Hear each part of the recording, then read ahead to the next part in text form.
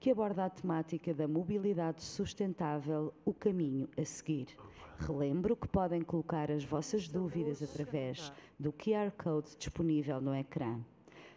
Convido então a subir ao palco o moderador Miguel Eira Antunes, da Deloitte, e os oradores Andreia Ramos, da ANA Aeroportos de Portugal, José Lopes, da EasyJet, Maria João Calha, da TAP e Eduardo Cabrita, da MSC Cruzeiros.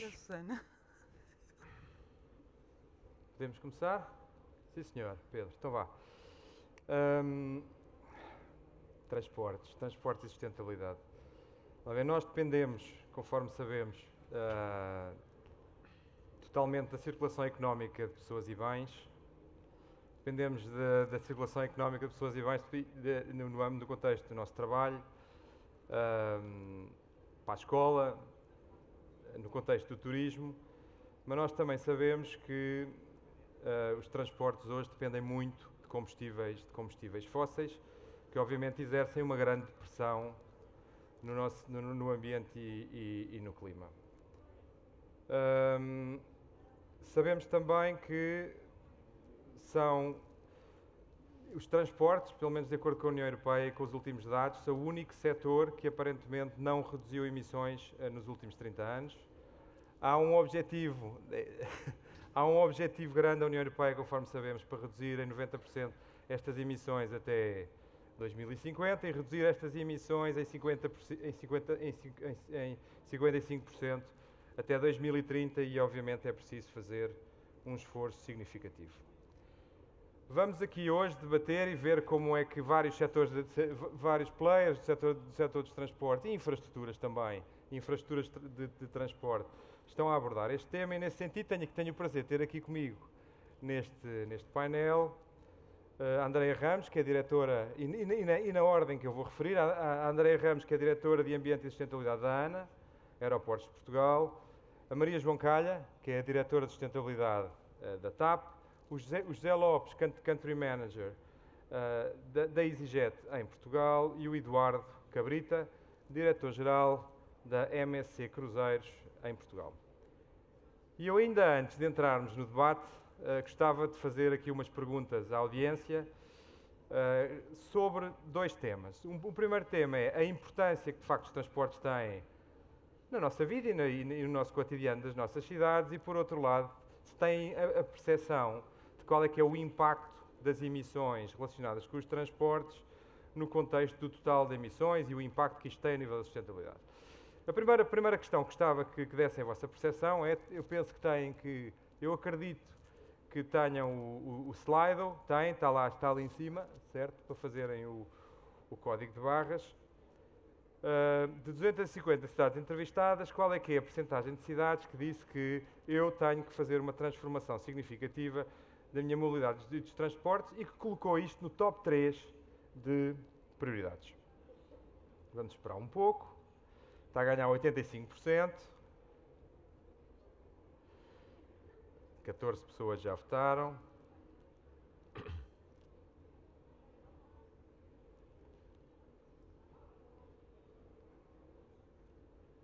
Muito bem. Muito bem. 10, 9, 8, 7, 6, 5, 4, 3, 2, 1. Vamos parar, ok? A resposta certa é 67%. Obviamente que a pergunta induz a ir para a maior percentagem. Sabem qual é que é a maior percentagem? Os 94% é sustentabilidade.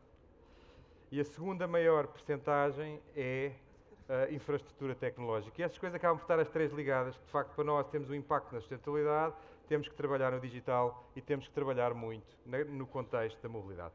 Vamos à segunda questão, que é do total de emissões na União Europeia, qual é que é a percentagem que representa o setor dos transportes?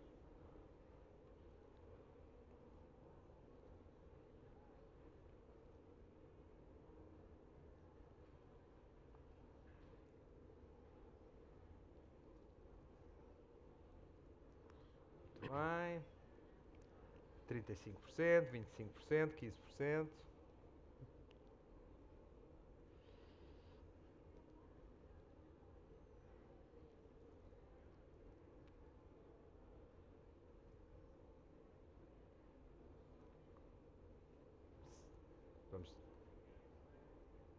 5, 4, 3, 2, 1. Está ótimo. 25%. E vou já passar para outra pergunta, que é, do total de emissões de carbono, qual é que é a responsabilidade das infraestruturas de acordo com as Nações Unidas? Há muita luz.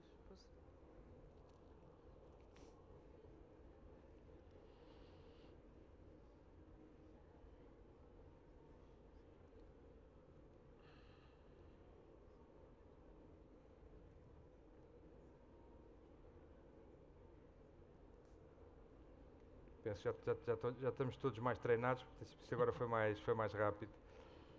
Podem pôr a resposta certa. É 79%.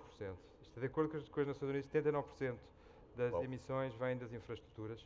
E já agora, também de acordo com o mesmo estudo, são 88% dos custos de adaptação. Portanto, nós os custos que vamos ter que ter para nos adaptar, 88% dos custos hão de vir das infraestruturas.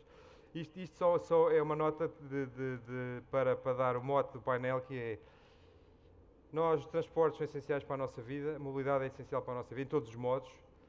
No entanto, os transportes, as infraestruturas são essenciais. Os transportes representam 25% das emissões de carbono, e as infraestruturas representam 79% das emissões de carbono. Portanto, há uma pressão enorme, por um lado da procura, porque nós precisamos, mas por outro lado, na oferta tem que haver aqui uma adaptação. E é exatamente isso que queremos discutir hoje, é como é que está a decorrer esse processo de adaptação nas vossas empresas.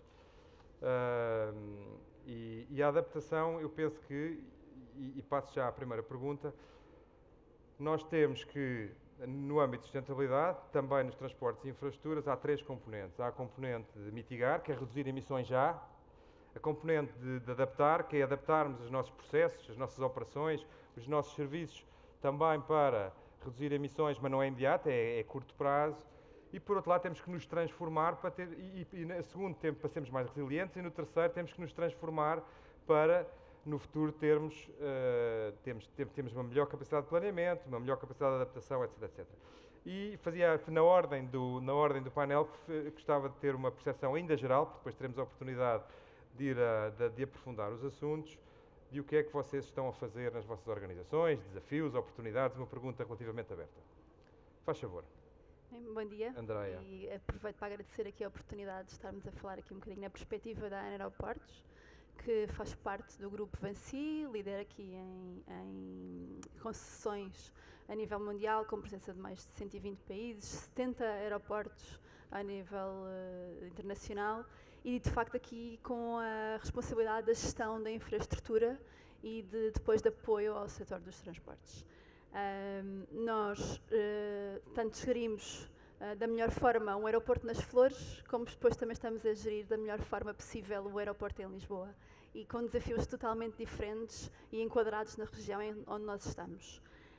A VANSI foi o primeiro operador a nível mundial a definir uma estratégia de ambiente para os seus aeroportos. Portanto, focamos-nos aqui a nível da energia e alterações climáticas, a economia circular, também a proteção da biodiversidade, dos recursos naturais, e para isso temos metas muito bem definidas, ou seja, não é só focar-nos numa estratégia, definimos metas também aplicáveis a todos os nossos aeroportos. Queremos reduzir mais de 50% das nossas emissões absolutas em termos de carbono, reduzir consumos de água. Temos também o compromisso com o Airport Council International de ser net zero até 2030, é um grande desafio. Promover a biodiversidade, plantámos mais já de 7.000 árvores também, e sabemos que o desafio foca-se muito na questão das alterações climáticas. Este setor é muito estigmatizado, a verdade é que representa 2% das emissões globais de carbono. E quando eu digo isto, às vezes as pessoas ficam surpresas, não estão à espera. E por isso a nossa estratégia é muito foco na descarbonização, mas também sabemos que não fazemos este caminho sozinhos. Portanto, há aqui um caminho com os nossos parceiros para promover soluções e iniciativas que permitam, de certa forma, reduzir essa pegada. Nós calculamos a nossa pegada desde 2008, somos acreditados por um programa de gestão voluntária de carbono do Airport Council International no nível máximo. Foi um orgulho ver todos os nossos aeroportos o ano passado acreditados neste nível e somos pioneiros no mundo. O nosso país é o primeiro com a sua inteira rede certificada. Isto é fruto do nosso trabalho, das nossas ambições, dos nossos investimentos, alinhados também com a trajetória de 1,5 do Acordo de Paris. E temos, de facto, muito trabalho para fazer, muito foco na parte da mitigação, mas a adaptação também faz parte da nossa estratégia, porque temos que nos adaptar. As alterações climáticas são inegáveis, elas estão aí e nós temos que adaptar as infraestruturas. E não focando só nas alterações climáticas e na parte do carbono, falando também da questão da água, por exemplo. Estamos a atravessar uma altura de seca extrema no Algarve. Nós não podemos regar os nossos espaços verdes, não o podemos fazer. E temos muitas medidas que temos implementado também nesta área. E por isso, pronto, é um bocadinho esta nossa visão. Muito bem. Maria João. Ok, bom dia. Obrigada por terem convidado a TAP para estar neste painel. Eu acho que, sem dúvida, o grande desafio de mobilidade sustentável de uma empresa de transporte aéreo, como o caso da TAP, é a descarbonização. Portanto, obviamente, continuamos muito dependentes de um combustível fóssil, todos sabemos que sim, e há um longo caminho a percorrer para podermos reduzir a nossa pegada de carbono. Portanto, acho que temos que apostar, e é isso que a TAP está a fazer, num roadmap claro para a transição energética. Portanto, no fundo, na procura de combustíveis que tenham menor teor em carbono. Portanto, e estamos, no fundo, já a apostar nisso, a começar em 2025. Portanto, estamos a definir uma estratégia clara. Sabemos que esses combustíveis podem reduzir a nossa pegada entre 70% a 80% quando comparado com o jet convencional. Portanto, sem dúvida que tudo o que contribuir para a nossa redução de dependência de combustíveis fósseis é essencial.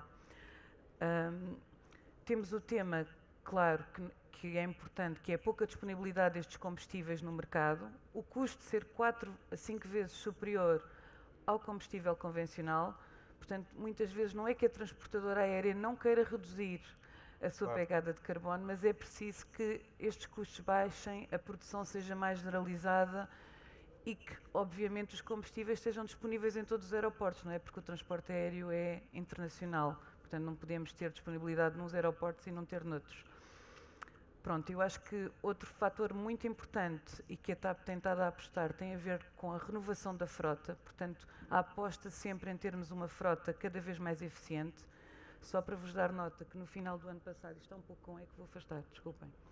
No final do ano passado, 68% da frota Airbus que a TAP operava já é neo, portanto, nova geração, o que faz com que seja uma das mais recentes da Europa, a frota neo especificamente, com uma idade média de 3 anos. Além desta questão de termos modelos cada vez mais modernos e operacionalmente muito eficientes, a operação também tem que ser muito eficiente. E é isso também que procuramos fazer com outras iniciativas que no fundo já se prolongam por vários anos e vamos dar continuidade, que é remover peso a bordo sempre que possível. Estamos a substituir materiais como trolleys antigos por trolleys feitos de materiais mais leves. Estamos a ajustar, no fundo, as quantidades embarcadas às necessidades dos clientes através da revisão de carregamentos de catering e, na verdade, é um conjunto de medidas que contribui para a descarbonização. Certo. Para além da questão do combustível, acho que muito importante é apostarmos também numa cabina mais sustentável e há muitas coisas que temos que fazer a bordo. Só para vos dar nota que, obviamente, que não havendo ainda SAF, combustível sustentável da aviação, amplamente disponível no mercado, tudo o que estamos a fazer tem-nos permitido melhorar a eficiência energética de forma consistente ao longo dos anos. E, portanto, se olharmos para o nosso indicador de emissões de CO2 por passageiro por quilómetro percorrido, em 2003, face a 2019, nós reduzimos 9%. Portanto, acho que é um caminho, obviamente que ainda há muito a fazer, mas acho que esse é o nosso dia-a-dia, no fundo estamos empenhados nisso. Muito bem. José. Eu agradeço primeiro a oportunidade de podermos estar aqui, da EasyJet poder explicar um pouco o que tem vindo a fazer. Este caminho de sustentabilidade é algo que nós já abraçamos e que está no nosso ADN há várias décadas. Ao contrário do que os dados gerais da indústria dizem, felizmente nós na EasyJet, desde o ano 2000 até 2023, já conseguimos reduzir em 1/3 as nossas emissões. Fomos também, durante esse período, a primeira companhia a implementar um processo voluntário de compensação carbónica de todas as emissões da EasyJet em nome de todos os nossos passageiros. Entretanto, adotámos um plano que foi criado pelas Nações Unidas de estabelecer um roadmap para Net Zero, com o objetivo de chegar a essa neutralidade carbónica em 2050, em que deixou de ser permitido, deixou de ser aceite a compensação carbónica e passámos a ter que tomar outro tipo de medidas mais eficazes, mais eficientes. Já foi aqui abordado na questão da TAP e somos parceiros aqui na utilização dos NIO, que são aviões mais eficientes. É interessante mencionar que, em termos de emissões carbónicas, um avião de geração nova da Airbus tem menos de cerca de 17% de emissões do que um antigo e metade do ruído, que também é algo que é muito importante salientar, e criámos nós este roadmap para atingir o Net Zero em 2050, basicamente alavancado em 3 grandes pilares. Um, reduzir, outro, substituir e outro, remover. E com 2 pontos de cheque, por assim dizer. Nós queremos reduzir este nível de emissões da EasyJet em 35% até 2035 e em 78% até 2050, fazendo depois a retirada dos remanescentes 22%, por forma a termos uma neutralidade carbónica total em 2050. Como é que fazemos esta redução das emissões, do tal primeiro pilar? Bem, através de medidas endógenas, a melhoria e a renovação da frota, como já mencionámos, que é algo muito importante para essa redução, mas também através de projetos tecnológicos, como a implementação do chamado Descent Profile Optimization, que basicamente é um software que permite uma descida das aeronaves em relação ao aeroporto mais eficiente, que fomos nós a primeira companhia a implementar isto e somos o maior utilizador deste software, que agora começa a ser também utilizado na indústria em geral, que permite melhorias também no nível de emissões. Além disso, acabamos de ser anunciados como uma companhia piloto do projeto IRIS, que é um projeto que, em parceria com a Agência Espacial Europeia, irá permitir um voo mais eficiente dentro do espaço aéreo europeu.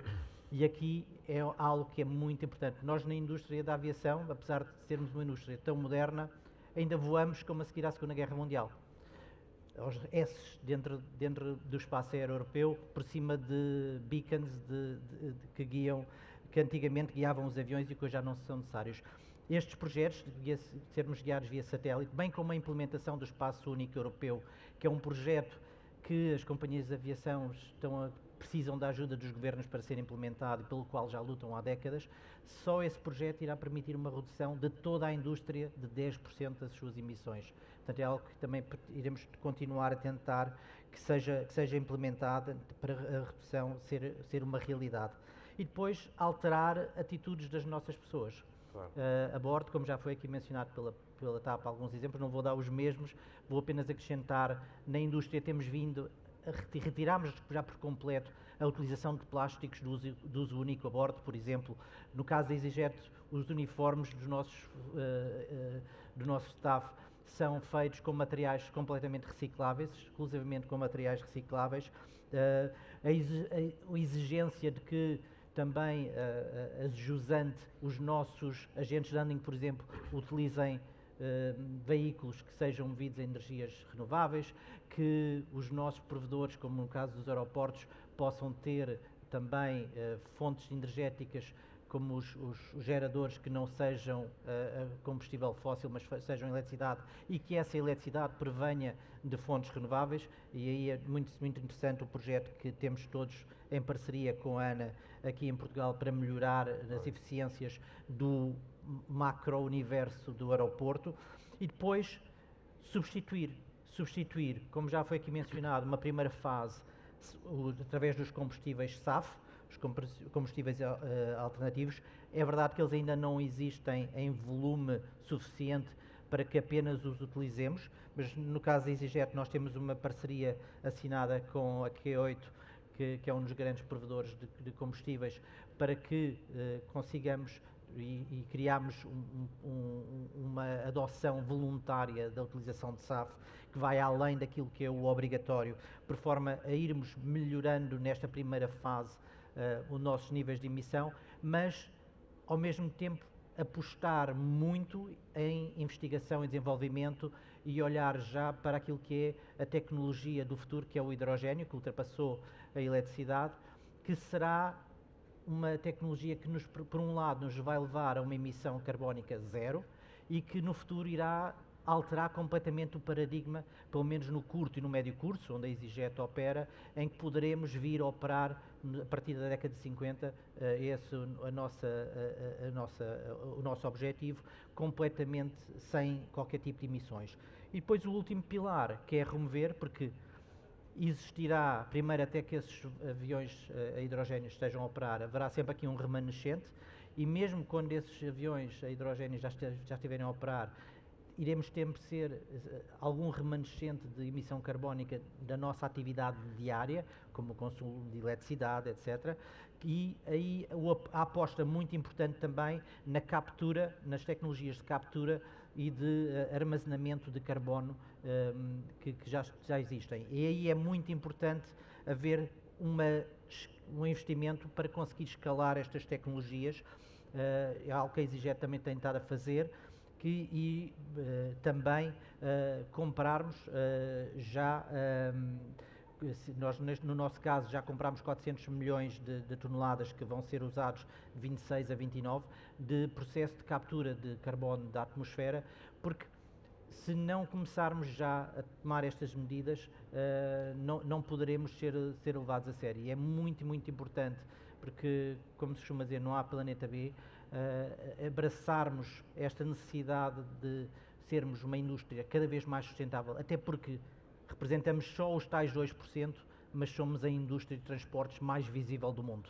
E, portanto, temos que continuar a liderar, por exemplo, e aqui aquilo que nós na EasyJet nos comprometemos é fazer tudo isto para que deixemos um mundo melhor para as gerações futuras e pedimos para todos nos acompanharem nesta jornada de tornar a nossa indústria mais limpa e mudar o paradigma da aviação no futuro. Muito bem. Eduardo, Cruzeiros, Transporte Marítimo. Olá, bom dia antes de mais e obrigado pelo convite. Olá a todos. Eu vinha para cá com uma folha na mão e pensei assim, provavelmente deverei ser o único que vai conseguir ler alguma coisa ou devo ser o único que traga um papel para tentar ler alguma coisa. E cheguei à conclusão que estamos todos com papéis na mão. Isto quer dizer o quê? Para todos os efeitos, não somos expertos na matéria, mas tentamos saber o nosso melhor sobre este mundo que aí vem, que é o da sustentabilidade. E isto para dizer outra coisa, que é, se eu tiver que enumerar todas as coisas que todos estamos a fazer, era preciso provavelmente um PowerPoint com 50, 100 páginas. Mas quero-vos dar aqui algumas notas sobre o setor dos cruzeiros e o setor marítimo. Primeiro para dizer que o setor nos cruzeiros são cerca de 350 ou 500 navios de cruzeiro, depende de alguns pontos de vista, mas vamos colocar nos 350 navios de cruzeiro no mundo inteiro, que visto desta forma é uma gota no oceano, porque o número de navios comerciais que existem são 100 mil. Portanto, é mesmo uma gota no oceano.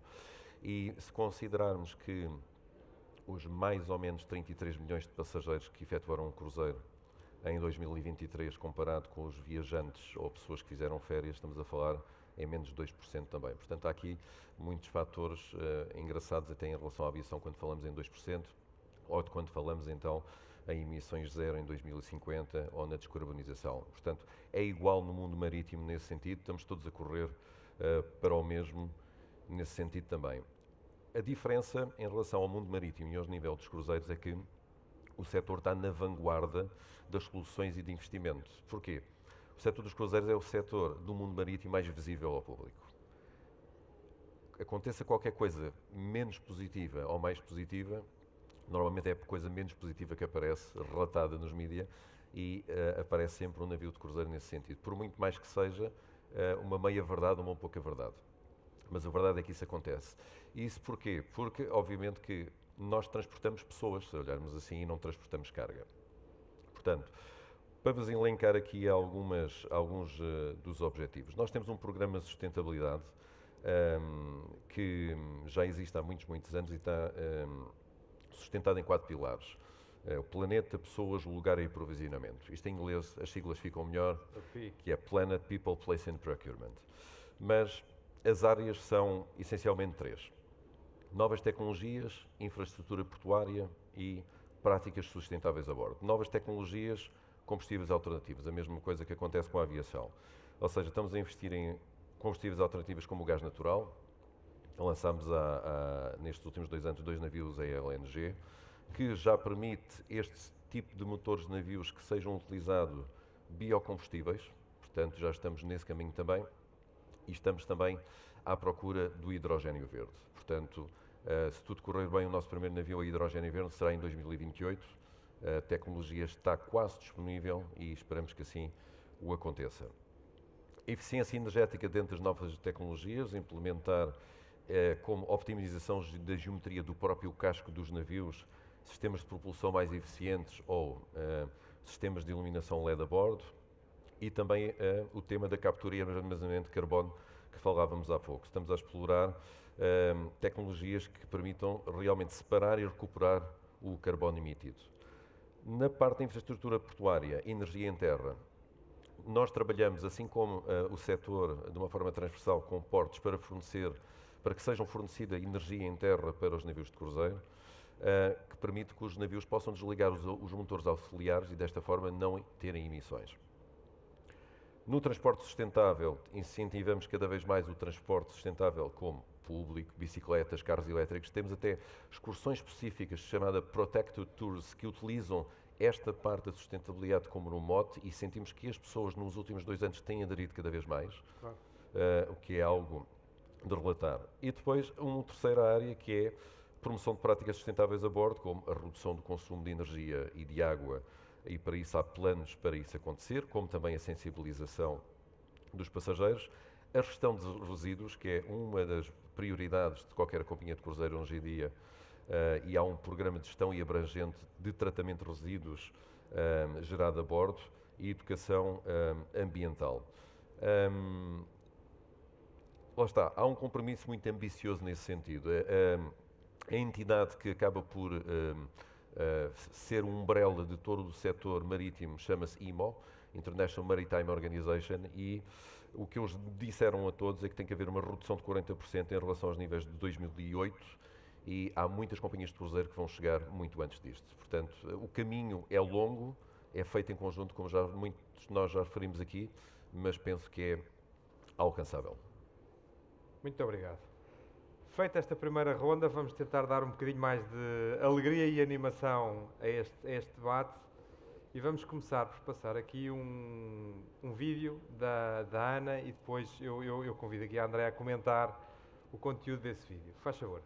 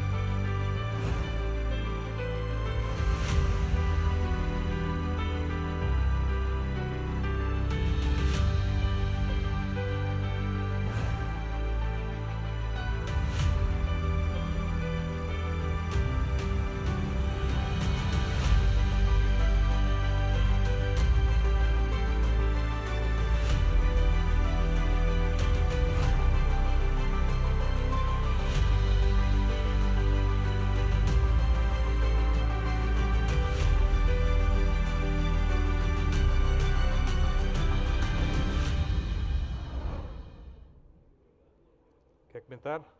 Vamos a isso. Acho que este vídeo ilustra um bocadinho a nossa ambição de sermos exemplares no nosso âmbito, no nosso caminho, a nível da redução das nossas emissões. Aqui acho que percorremos um bocadinho a biodiversidade, vimos a plantação que tivemos no aeroporto, perto do aeroporto de Porto Santo, uma ação de apoio ao Governo Regional da Madeira. A ilha do Porto Santo é extremamente desertificada, com problemas mesmo de captação e retenção de água no solo, e a florestação é um passo muito importante. Trabalha obviamente na parte da biodiversidade, mas também da captação de carbono, como o José Lopes dizia há pouco. E nós temos tentado integrar um bocadinho aqui a transição verde nos nossos planos, nos nossos investimentos.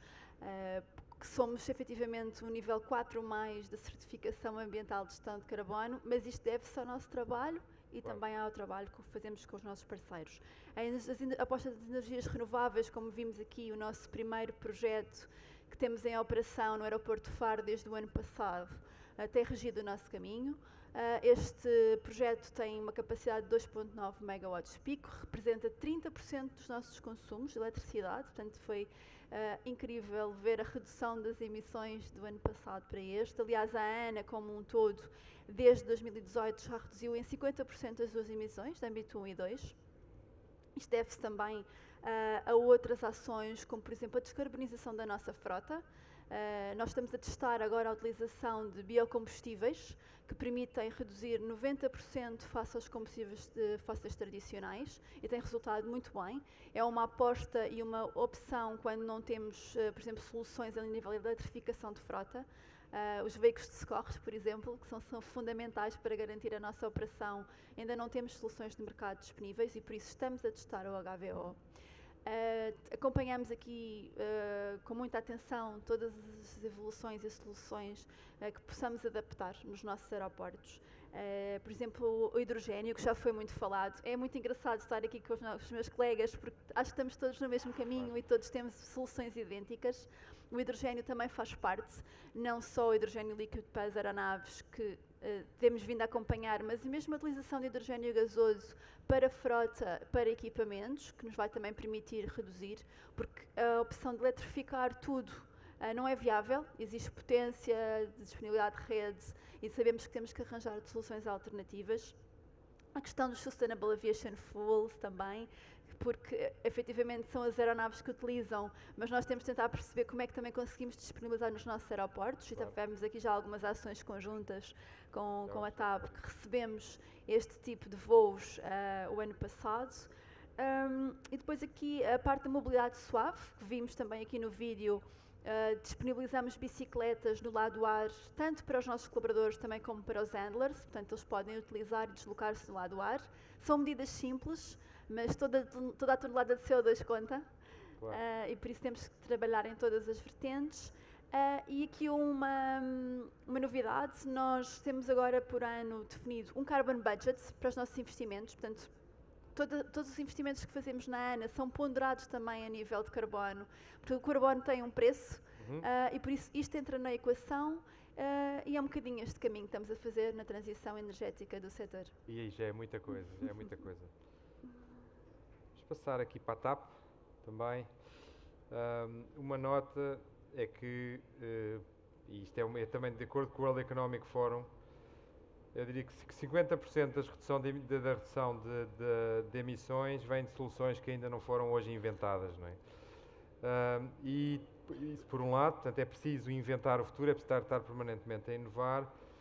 Por outro lado, conforme nós falámos, 2% das emissões vem do setor da aviação e nós sabemos também que vem a legislação complicada no contexto do SAF, até 2035, 20% de combustível deverá ser SAF, mas mais uma vez, mais do que a pergunta e a resposta, vamos também ver aqui um pequeno vídeo da TAP que ilustra exatamente aquilo que estão a fazer. Depois peço-lhe, mais uma vez, que também comente, que é ser mais fácil comentar em cima da obra feita. Vídeo da TAP, faz favor.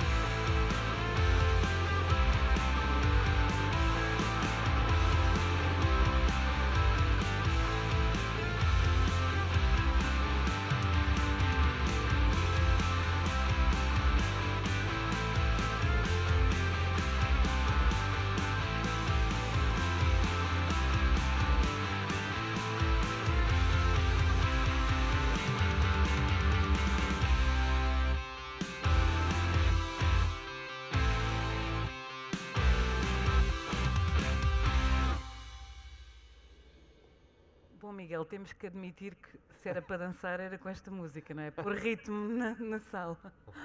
Bom, mas falando de coisas sérias, na verdade este vídeo ilustra um pouco daquilo que temos estado a fazer, portanto, aquilo que tem sido o caminho que estamos a fazer em termos de sustentabilidade.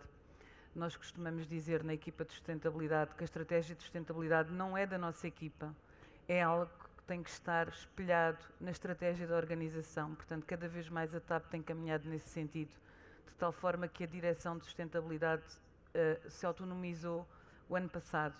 Portanto, não há como contornar. No painel anterior alguém dizia que é um caminho que não tem volta, portanto os desafios são crescentes e obviamente que todas as áreas da empresa têm que estar alinhadas para um mesmo objetivo, não é só o transporte aéreo, temos uma série de medidas em curso nas nossas instalações no campus que ocupamos, na manutenção e engenharia.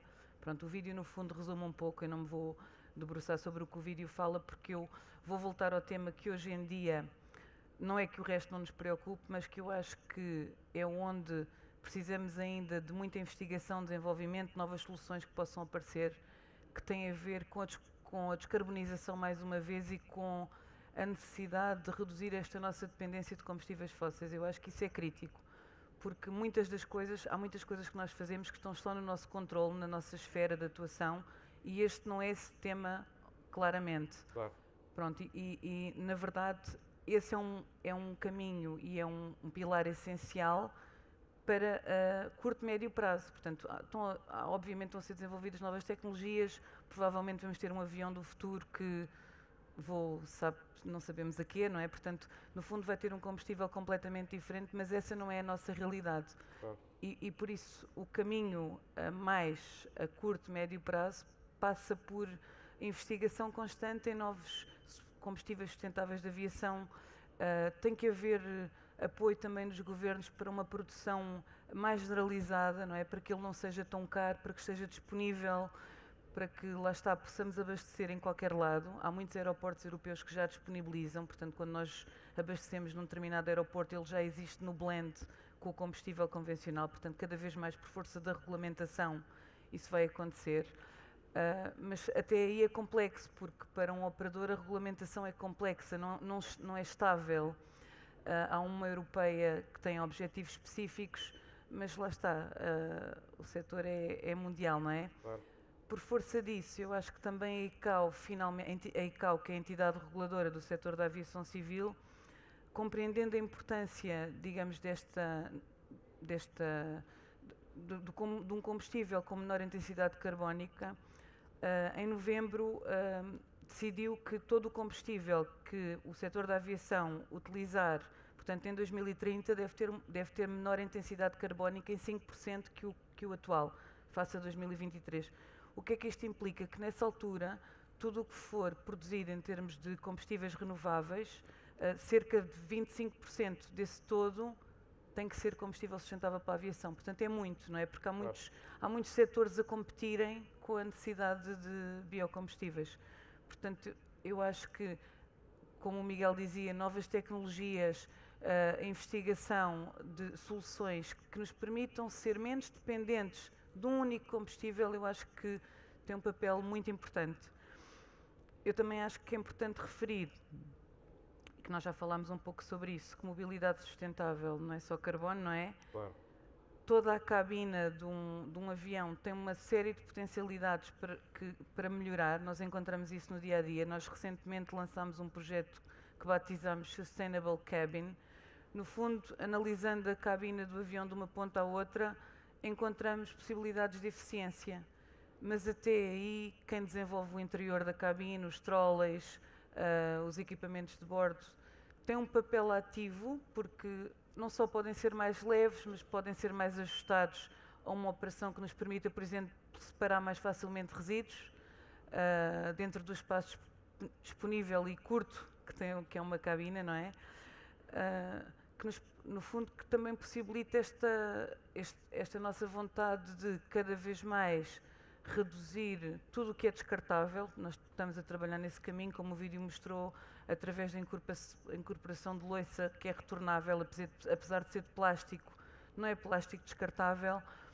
No fundo, que também nos possibilite poder separar melhor, poder ajustar a operação, poder otimizar os carregamentos. Claro. Tudo isso passa por soluções que se calhar ainda estão a ser desenvolvidas ou vão ser desenvolvidas também a curto e médio prazo. Dar aqui uma nota, porque não tem muito a ver com a pergunta do Miguel, mas eu acho que é importante para as pessoas também terem noção. Há muito plástico a bordo, fala-se muitas vezes disso, mas só para vos dar nota do que nós embarcamos atualmente, apenas 30% é descartável. 43% nós reaproveitamos para novos voos, desde que estejam fechados e que não tenham sido disponibilizados aos passageiros, e 27% do que já embarcamos, digamos, em in-flight, em serviço de bordo, são rotáveis, portanto voltam a embarcar, são louças que são lavadas e voltam a injetar a operação. Pronto, só para, no fundo, um bocadinho um overview de tudo aquilo que eu acho que faz parte de uma cabina mais sustentável do futuro, digamos. Muito bem. EasyJet. Vamos fazer do mesmo modelo. Vamos ver primeiro o que é que estão a fazer e depois comentar. É sempre mais fácil ver do que só ouvir. Vamos a isso?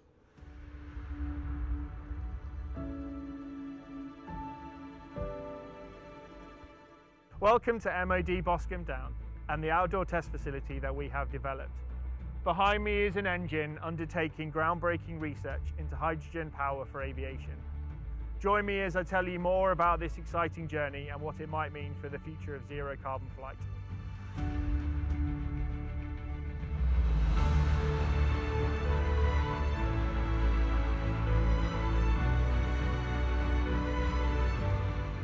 The test program we're conducting with our partner EasyJet is very special. We've modified a civil variant of our AE2100 to run on 100% hydrogen. And as hydrogen is a potential zero carbon fuel of the future, the program we're doing here is a big moment for the industry. Why hydrogen? When combusted in a gas turbine, it produces zero CO2. And we want to be right at the forefront of proving if it has the potential to power aircraft of the future. We haven't gone for glamour here. This is where the hard engineering is done to understand the potential of this future fuel. So this is our modified civil AE2100, our demonstrator engine for this program. To run on 100% hydrogen, we've made modifications to the combustor, particularly around the fuel injection and the fuel delivery system. And of course, we've connected the engine to our hydrogen gas supply. And this is our experimental fuel system skid. It allows us to experiment with new technologies required for hydrogen propulsion. And of course, it allows us to measure pressures and temperatures as part of our experimental journey. We've considered all aspects of sustainability through this program. The hydrogen we're using is referred to as green and is generated from wind and tidal power, which is great for sustainability. Hydrogen has the potential to be a great future fuel for aviation, but it has technical challenges. It's 3 times the energy density of traditional jet fuels, but comes at 4 times the volume. So we've had to store it at pressure. This is great for an experimental test program such as this, but how we deal with the industrial challenge of storing and transporting hydrogen is a future challenge. We are working closely with our partner EasyJet to understand what these future solutions might look like, and they are bringing their practical operational knowledge to bear. And now our control room. From here we monitor the results of all of our experiments. And the data we're collecting will give us greater understanding and confidence as we move forward into the next stage of our technology demonstrator program. And we already know where the next steps are taking us. After a series of rig tests, we moved to the integrated ground test of a Pearl 15 engine. And ultimately, supported by our partner EasyJet, we have the ambition to fly. This will prove the fundamental technologies required for a future hydrogen aircraft, including narrowbody, and doing all of this will make a significant contribution to the UN-backed Race to Zero initiative by 2050. Muito bem. Excelente exemplo de transformação e inovação. Força. Basicamente achámos que era importante trazer, e eu reconheço que é um pouco técnico, mas mostrar que o futuro já começou. E isto é um pouco tentar mostrar aquilo que já estamos a fazer e a grande quantidade de dinheiro que é necessário gastar para conseguirmos alcançar estes objetivos que todos nós temos, tornar a aviação, e no nosso caso particular a EasyJet, numa companhia 100% limpa. É algo que vamos muito a sério, mas é algo que também não conseguimos fazer sozinho. E por isso temos parceiros como a Rolls-Royce, que já fez este primeiro teste num avião no solo, com hidrogénio, mas é um caminho que ainda temos que percorrer para começarmos a ter, no curto e no médio curso, estes aviões a hidrogénio que não tenham perdão, qualquer tipo de emissões. E aqui também fica um reto, e é pena hoje não estar aqui presente na sala nenhum membro do governo português. Nós, como indústria, sendo uma indústria muito visível, somos taxados. Existe em Portugal, por exemplo, uma taxa de carbono. Essa taxa de carbono, e fica aqui o desafio ao governo português, deveria ser utilizada a 100% em investigação e desenvolvimento. Porque se nós queremos taxar as pessoas e a indústria da aviação, devemos usar esse valor dessas taxas para o desenvolver, para que o paradigma da aviação mude, para que quando cheguemos a 2050 seja uma realidade, pelo menos no curto e no médio curso, termos aviões com emissão zero, como hoje temos carros elétricos que emitem a zero nas nossas estradas. E é um projeto que todos, em conjunto, companhias de aviação juntas umas com as outras, com os parceiros aeroportos, com os handlers, mas também com as autoridades, temos que seguir. E aqui fica também esse reto para os outros, para acompanharem a nossa empresa neste caminho de inovação. O governo português não está aqui, mas isto está a ser filmado e há jornalistas, por isso a mensagem terá passado com certeza. Muito bem. Cruzeiros. Eu tenho também um vídeo que eu ia colocar mais tarde num outro contexto. Posso colocá-lo já? Eu espero. Coloco já. Vamos a isso, seguimos. Até porque estamos a ficar curtos de tempo, por isso temos que ser ágeis.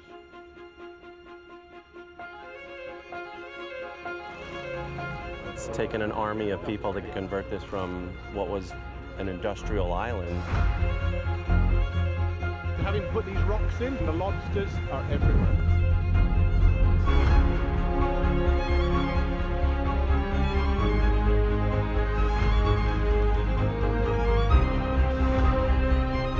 Coral bleaching and dying off, mainly because of climate change, and there's a chance that we're going to have a healthy economy again. It's pretty awesome.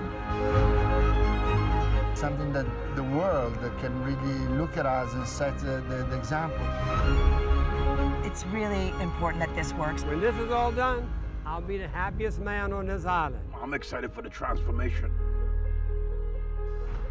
And I can't wait to see what it's going to be in the future.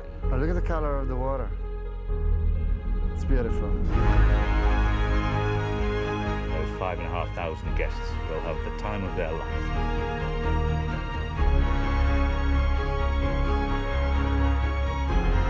This is something that has never been done before.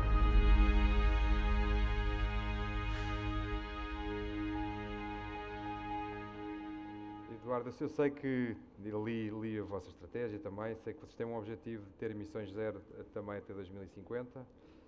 Querem obviamente, usar isso também como uma vantagem competitiva e uma das medidas que têm, obviamente, é reduzir o impacto ambiental dos cruzeiros nos ecossistemas marinhos. Quer comentar a vossa estratégia, etc? Claro que sim. Vejamos, já agora para dar aqui 2 minutos sobre o próprio vídeo. O vídeo não é de um navio, não é? É de uma ilha. E porquê é que nós trouxemos isto? Porque esta ilha é uma ilha que existe a 50 milhas de Miami, era um local de extração de areia, portanto era um local industrial completamente abandonado, e nós decidimos com o governo das Bahamas fazer esta limpeza, conservação, realocação dos corais, da vida marinha, para tentar perceber e fazer essencialmente um centro de aprendizagem marítimo. E é isso que estamos a fazer. Obviamente utilizamos a ilha para os passageiros poderem estar na ilha, num dos circuitos, mas a tentativa não é que seja apenas uma ilha para estarem, mas para aprenderem acima de tudo. Portanto, foram imensos recursos utilizados desde 2015 até esta realidade estar completa. Sobre o impacto ambiental, vários pontos aqui, os meus colegas acabam por tocar e somos muito próximos nisto.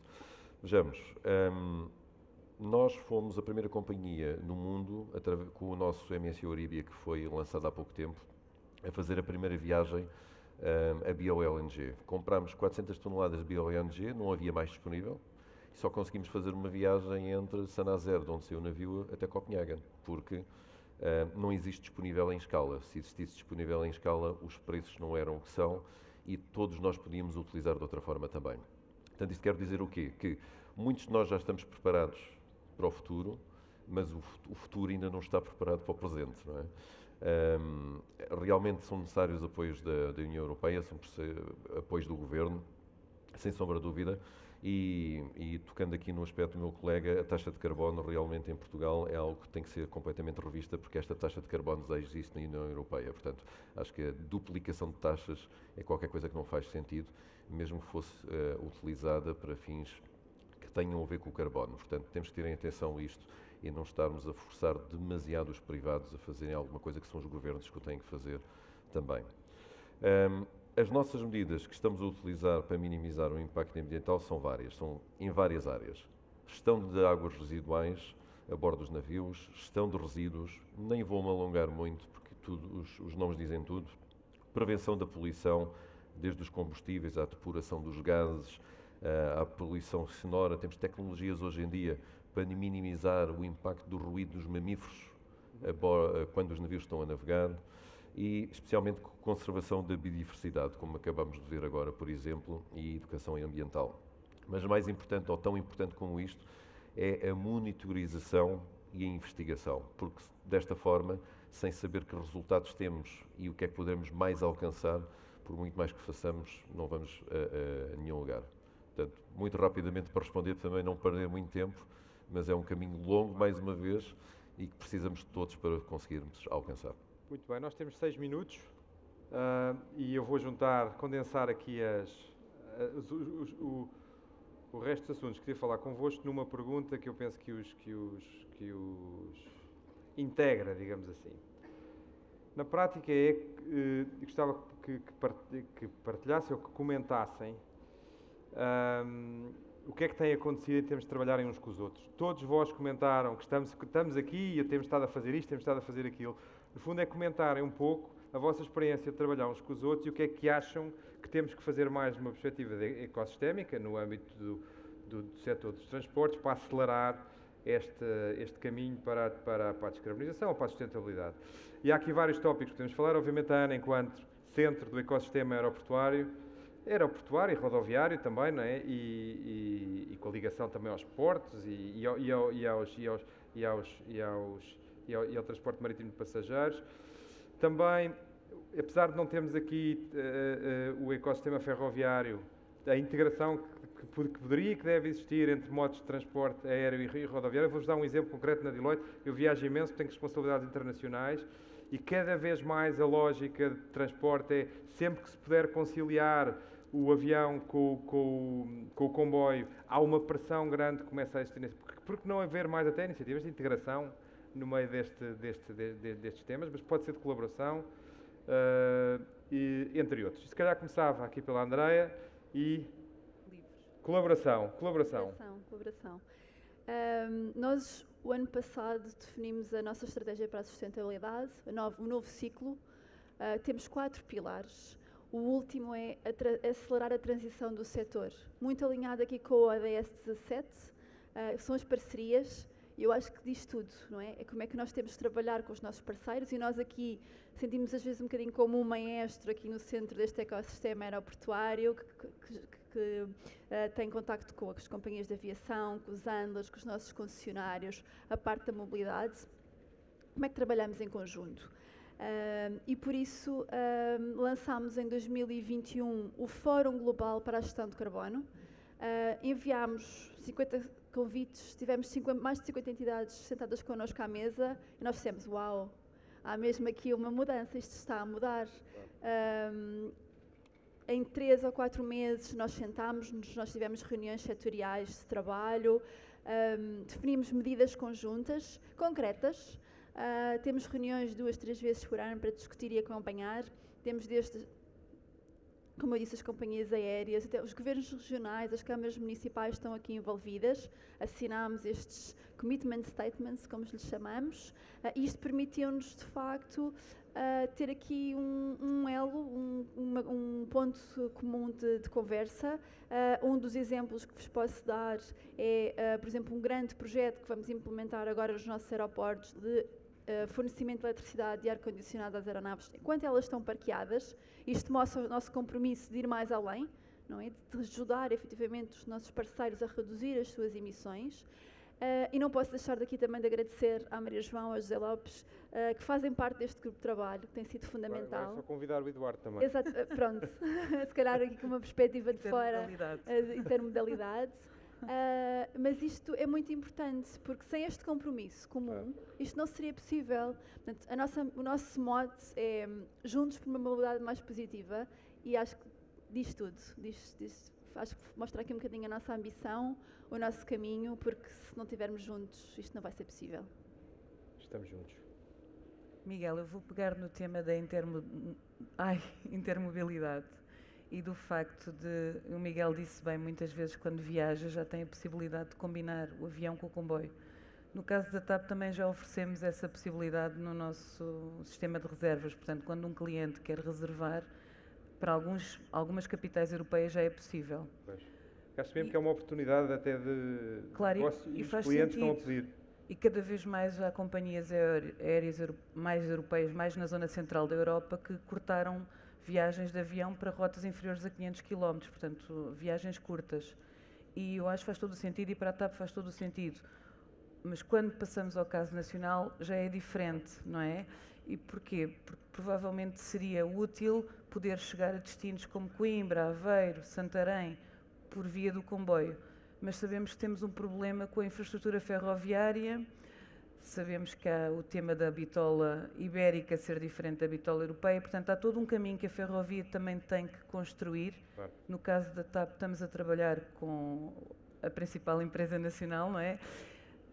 Mas a verdade é que quando se trata de regularidade, digamos, qualidade do serviço, fiabilidade, temos esses desafios, não é? Portanto, no fundo, claro, uma empresa pode querer oferecer, como a TAP, pode querer oferecer um produto aos seus clientes que não é compatível com a realidade ferroviária, e isso coloca um desafio acrescido. Mas também aí faz sentido este trabalho em equipa, e é isso que nós estamos a fazer. Já estamos a estudar essa opção, porque cada vez mais os clientes podem querer decidir, no momento em que estão a reservar, por via do slot horário que lhes convém mais, ou porque simplesmente querem viajar de comboio e não gostam de andar de avião. Portanto, os clientes também podem querer tomar essa decisão e cada vez mais querem. Portanto, eu acho que este trabalho em parceria também é com outros modos de transporte, e nós também estamos a fazer esse exercício. Nós já estamos fora de pé, posso, então vá. José. Muito rapidamente, a mobilidade é algo que já existe na aviação há bastante tempo, e é algo que temos de levar em conta sempre que construímos uma nova infraestrutura, e é algo que tem que estar presente, e fazendo eu parte também das pessoas que foram consultadas para o Grupo de Trabalho do Novo Aeroporto de Lisboa, por exemplo, foi algo que esteve presente nessa discussão sobre essa nova infraestrutura, haver esta intermodalidade entre os vários modos de transporte. É algo impossível de evitar, e o exemplo dos aeroportos do Norte da Europa é claríssimo. Ainda o mais recente foi construído agora em Berlim, em que tem uma estação de comboio no meio do aeroporto, para ver esta interligação. Mas aqui eu gostaria de ser um pouco mais disruptivo, talvez, e muito rapidamente, é que com este investimento que nós estamos a fazer junto com a Rolls-Royce, junto com a Airbus, aquilo que nós queremos é, quando chegarmos à década de 50, olharmos para a aviação no curto e no médio curso e sermos uma indústria menos poluente do que a ferrovia. É esse o nosso objetivo, é nesse caminho que estamos empenhados em transformar essa nova realidade que nos entusiasma e nos faz trabalhar todos os dias para mudar a cara da nossa indústria e sermos uma indústria mais limpa do que as outras que estão à nossa volta. Muito bem. Eduardo. Muito rapidamente, para não irmos para fora de pé. Vejamos. A indústria... Já estamos, então vá, 30 segundos. A indústria dos cruzeiros é representada por uma associação a nível mundial que representa cerca de 95-98% de todas as linhas do mundo. Esta é uma vantagem competitiva enorme, porque o lobby de pressão em Bruxelas é grande desta forma. Portanto, chama-se CLIA, Cruise Line International Association. E dentro da CLIA existe um departamento de investigação e desenvolvimento com todas as companhias de cruzeiros. Todos nós percebemos o que é necessário para chegar lá, todos nós já conseguimos quase chegar lá, mas mais uma vez precisamos de um pouco de ajuda para isso acontecer. Um exemplo muito concreto. neste momento 65%, mas em 2028 80% e em 2030 100% dos navios têm que se conseguir ligar à corrente elétrica quando estão em portos. Neste momento apenas 2% dos portos mundiais conseguem fazer esta ligação. Portanto, antigamente o que estava feito no mar não era nada com o comparado em terra. Hoje em dia podemos dizer que a única cidade do mundo que é comparada com um navio de cruzeiro em sustentabilidade é Singapura e não há mais nenhuma, o que é incrível. Portanto, aqui é um apelo mesmo aos governos e à União Europeia nesse sentido, porque, para todos os efeitos, é o setor de transportes marítimos a nível mundial que acaba por transportar 80% ou mais das mercadorias que todos nós encontramos no supermercado, nesse sentido. Portanto, as parcerias obviamente são importantíssimas, temos com a Shell, temos com a Total, temos com a Rolls-Royce, temos com várias entidades, seja para o setor dos combustíveis, seja para os motores, e acreditamos que 2050 será uma realidade mais cedo para nós. Pelo menos estamos a trabalhar para isso. Muito bem. Pedro, é melhor concluir. Eu tenho aqui umas perguntas interessantíssimas da audiência, mas não quero pronto, eu sigo as regras da organização. Tem aqui uma pergunta assim, para o Eduardo, assim... Picante. Ok, posso? Então vá. Os cruzeiros são os maiores poluidores de águas cinzentas e residuais e gostava que pudesse especificar como é que se fazem essas reduções, com targets e números, etc. Eu penso que já deu, mas é dar alguns, ilustrar um pouco mais em termos de quantitativos. Eu terei antes de mais, obrigado pela oportunidade. Eu acho que terei todo o prazer de responder a essa pergunta até por escrito se me mandarem um e-mail, porque a quantidade de dados que existentes são imensas. Okay?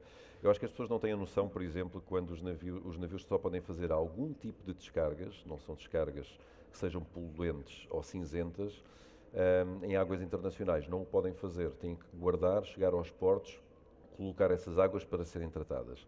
E quando os navios estão a chegar aos portos, com distâncias grandes em termos de milhas náuticas, não podem fazer nada de descargas, nem nada de nada relacionado. Aliás, até o combustível tem que ser muito mais limpo e tem que ser utilizado dessa forma.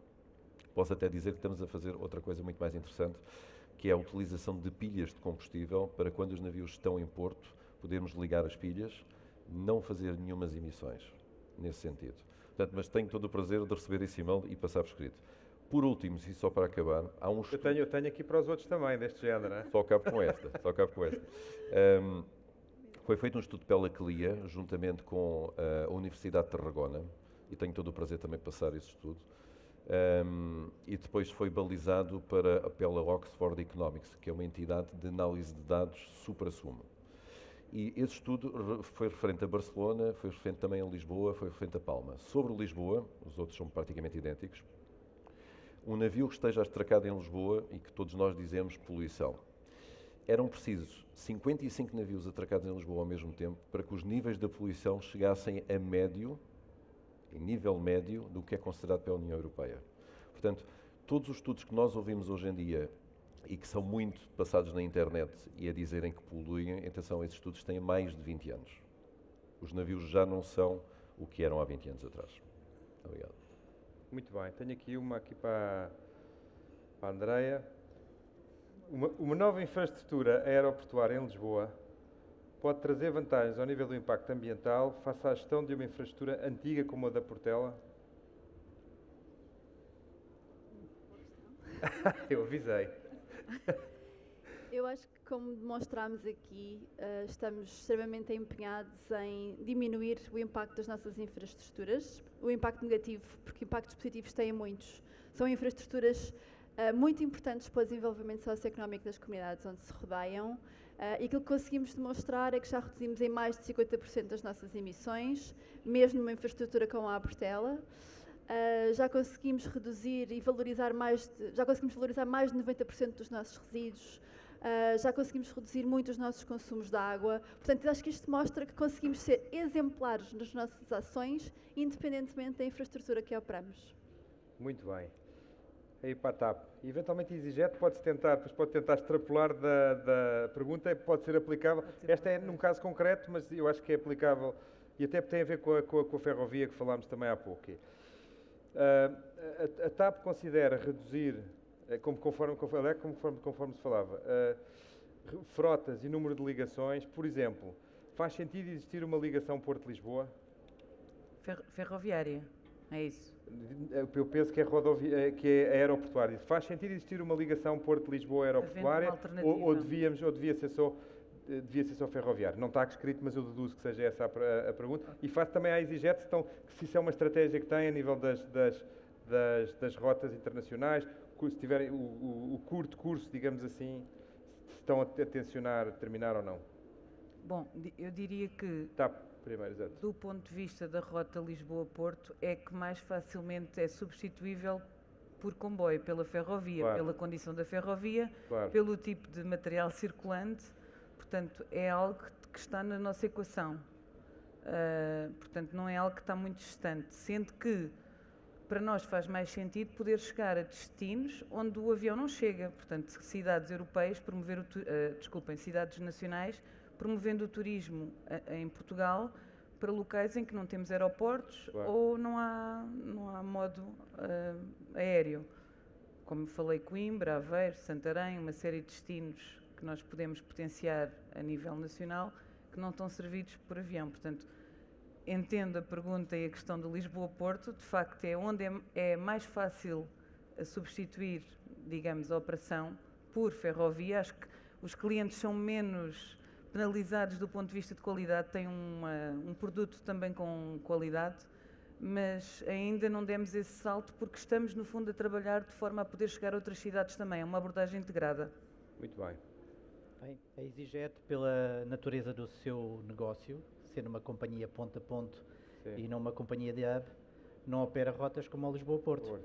Nós aquilo que fazemos é desenvolver tráfego direto de aeroportos como ao Porto, não, para os seus destinos internacionais, de claro, Lisboa, de Faro, e assim ter uma política estratégica mais sustentável. E, portanto, afastamos um pouco aí dessa forma de operar. Voltando ao tal desafio, eu espero que se calhar já não estarei de certeza em vida ativa, mas quando chegarmos a 2050 haver essa mudança de paradigma porque vai ser nos setores mais curtos em que as emissões zero da aviação irão se implementar e esta discussão que temos hoje em dia com a ferrovia se vai inverter e vai ser muito, muito interessante depois acompanhar essas alterações dos tempos. E para terminar, tenho aqui uma última pergunta, que esta é, não se preocupem que não é assim, não é... Mazinha. Não é mazinha, isso mesmo. Estava a ver se encontrava a palavra, não estava a vir. Basta responderem sim ou não, ou nem, como quiserem. A pressão num caminho mais sustentável é somente da opinião pública ou também por parte dos clientes? Sem dúvida que também é por parte dos clientes. E não só. Já se sente, de facto, os clientes a pressionar? Sente-se muito, não é só dos clientes, não é só da nossa cadeia de valor, é do Estado, da regulamentação europeia que aí vem. Eu digo que estamos a enfrentar um tsunami de regulamentação com os novos sistemas de reporte, que é necessário, vai ser exigente, mas é necessário. Falando agora um bocadinho, ligando com o painel anterior da ferramenta de reporte, há muita coisa para fazer. Acho que a pressão vem de todos os lados e, usando novamente as palavras da Maria João e da colega do painel anterior, é um caminho que não tem volta. Miguel, sem dúvida que o cliente é o primeiro driver da sustentabilidade. Cada vez mais... E ainda está presente em Sem dúvida, é muito por força do cliente. A Direção de Sustentabilidade reporta ao C-Level que tem cliente, portanto, este também foi um passo que a empresa tomou. E sentimos que nós podemos perder, no fundo, grandes clientes corporativos por não estarmos ajustados ou não estarmos dentro dos targets que os clientes impõem. Claro. Cada vez mais grandes grupos querem compensar as suas emissões, mas já não chega a oferecer créditos de carbono, querem combustíveis sustentáveis, querem poder compensar com combustíveis sustentáveis. Portanto, cada vez mais exercem esta pressão, fazem-nos também, obviamente, melhorar muito mais depressa do que poderíamos esperar. Mas é o cliente, sem dúvida, é o grande foco. É incontornável. Cada vez mais é uma realidade, uma exigência das pessoas que nós assumamos a responsabilidade de fazer a nossa cota-parte por deixarmos um mundo melhor aos nossos filhos e aos nossos netos. É incontornável a exigência por parte dos clientes, mas não só por parte dos clientes. É também uma exigência por parte dos investidores. E, portanto, este caminho de assumirmos as nossas responsabilidades e de deixarmos uma indústria completamente limpa daqui a alguns anos é algo que não nos podemos desviar. Claro. Temos que seguir e implementar de uma forma transparente.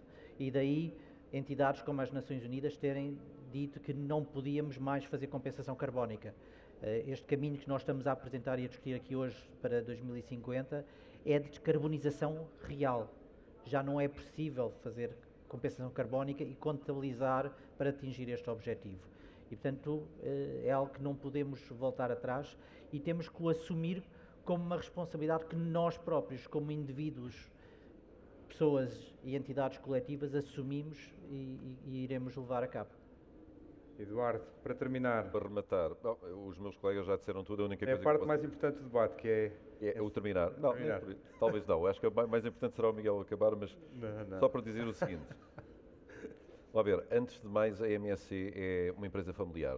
Apesar de termos quase 150 mil pessoas a trabalhar, a MSC Cruzeiros faz parte de um grupo chamado MSC Group, em que tem a maior companhia de transporte marítimo de contentores do mundo, com mais de 700 navios. Somos líderes do mercado.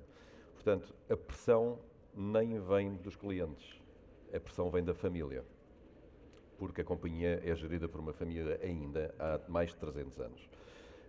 Obviamente que os clientes, obviamente que as entidades, obviamente que as regulamentações fazem parte, mas o facto para nós é que se nós não tivermos como empresas que sejam sustentáveis no futuro, o mar não o vai fazer por nós. Muito obrigado. Muito bem. Vamos terminar. Eu não vou fazer o remate final, porque já estamos muito fora de pé, que é só o remate final. Quero agradecer-vos imenso. Quando o José estava a dizer que em 2050, se calhar já cá não está, pode estar como presidente de uma associação para a sustentabilidade. Uma associação internacional para a sustentabilidade, depois da obra feita, ter feito um grande impacto, e todos os outros, como seus braços direitos e esquerdos, etc. Eu inclusive. Agradeço a todos. E acho que foi um bom debate, acho que foi interessante, e agradeço o vosso esforço de preparação dos vídeos e tudo isso. Muito obrigado. Obrigado.